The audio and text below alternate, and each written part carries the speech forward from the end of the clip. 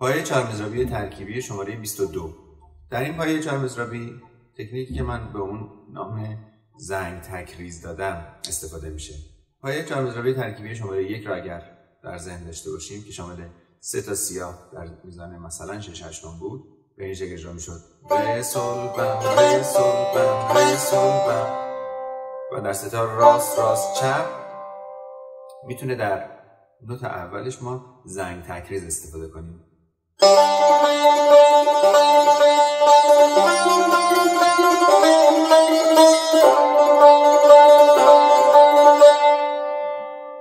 این پایه در میزانهای ساده 3 ضربی مثل 3/4 یا 3/2 قابل اجرا هست.